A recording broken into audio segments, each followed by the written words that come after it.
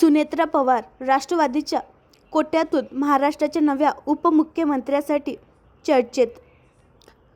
महाराष्ट्राच्या राजकारणात मोठी उथलपाथल घडली आहे। फडणवीस सरकारचे उपमुख्यमंत्री आणि राष्ट्रवादी काँग्रेसचे ज्येष्ठ नेते अजित पवार यांचे बारामती येथे झालेल्या दुर्दैवी प्लेन क्रॅशमध्ये निधन झाले।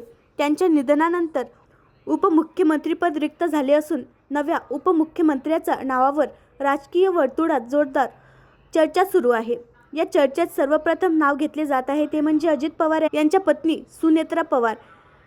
राष्ट्रवादी काँग्रेस पक्षाच्या कोट्यातून फडणवीस सरकारमध्ये सुनेत्रा पवार यांना संधी दिली जाऊ शकते अशी अटकळ राजकीय निरीक्षकांकडून व्यक्त केली जात आहे। सुनेत्रा पवार या माजी राज्यमंत्री आणि लोकसभा खासदार पद्मसिंग पाटील यांच्या कन्या आहेत।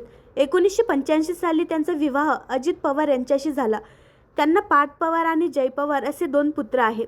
राजकीय पार्श्वभूमी लाभलेल्या सुनेत्रा पवार यांच्या राजकारणाशी जवळचा संबंध आहे। त्या सध्या राष्ट्रवादी काँग्रेस पक्षाकडून महाराष्ट्रातून राज्यसभा MP आहेत।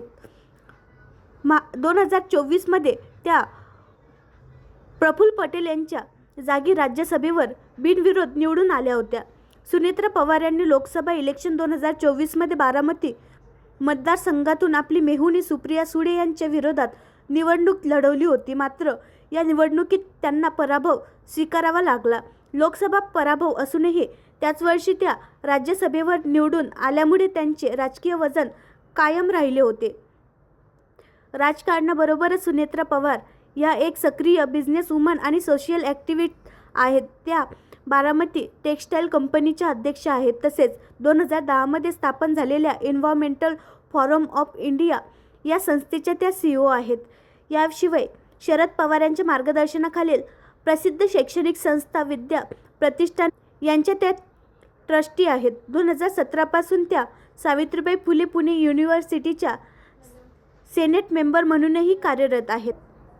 आता राजकीय अनुभव, प्रशासकीय जबाबदाऱ्या, राज्यसभा खासदारपद आणि पवार कुटुंबातील नेतृत्वाचा वारसा लक्षात घेता अजित पवार यांच्या निधनानंतर deputy chief minister of Maharashtra पदासाठी सुनेत्रा पवार यांचे नाव गंभीरपणे चर्चेत आहे। आता फडणवीस सरकार आणि राष्ट्रवादी काँग्रेस पक्ष यावर नेमका काय निर्णय घेतात याकडे संपूर्ण महाराष्ट्राचे लक्ष लागले आहे।